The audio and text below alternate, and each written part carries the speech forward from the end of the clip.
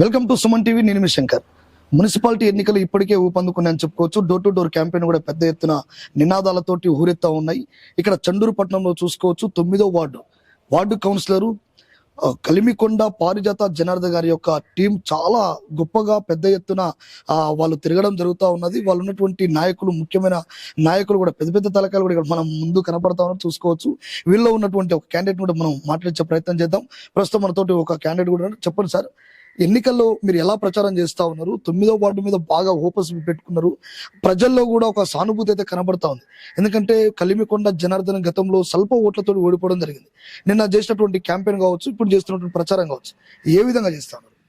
మేము గతం కల్లి కూడా సర్పంచ్గా చేసిండ్రు. ఎలాంటి హాని అనేది కూడా చేసే ఆలోచన అతని క్యాండిడేట్ కార్డు లేదు.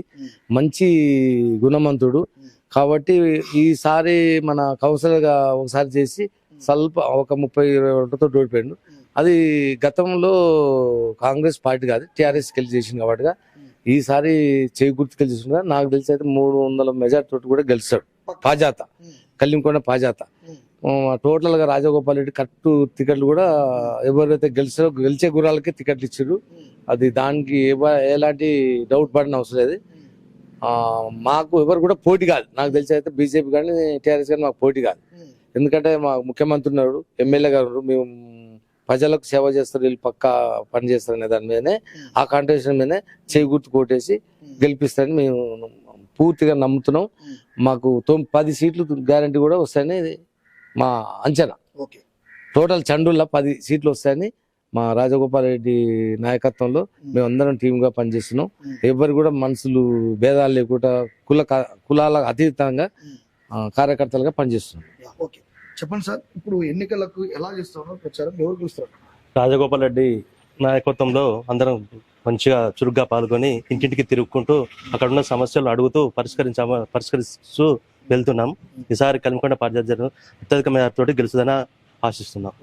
కలిమికొండ జనార్దన్కే ఓటు ఎందుకు వేయాలంటే ఏం చెప్తారు? ఇంతకు ముందు రాజకీయ అనుభవం, ఒకసారి సర్పంచ్గా పనిచేసిరు వారు, తర్వాత ఊర్లో ఎంపీటీసీగా చేసిండ్రు వారు. ఇంకొకటి వారికి నిరాడంబరత, తర్వాత ఎవరితోటి ఈ ద్వేషాలు లేకుండా ఉండడము, ఒక క్లీన్ చిట్ ఉండడం వల్ల కూడా ఆయన మీద మంచి అభిప్రాయం ఉంది అందరికి. ఆ రకమైన ఓటు రెండు సెకండ్ వార్డులు ఉంది. ముందుగా సుమన్ టీవీ వారికి ప్రత్యేక ధన్యవాదాలు.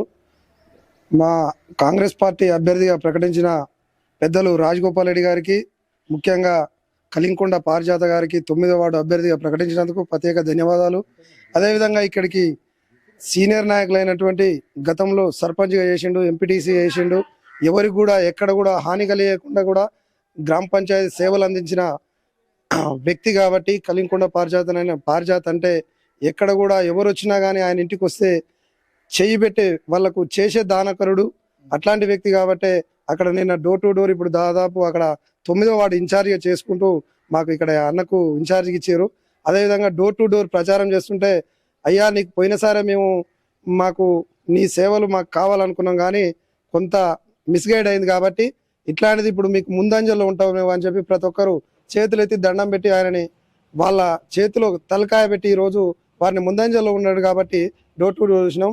అన్న 300 అన్నాడు కాబట్టి 300 కాదు 400 పైచిలకు అన్న మెజార్టీ రాబోతుంది.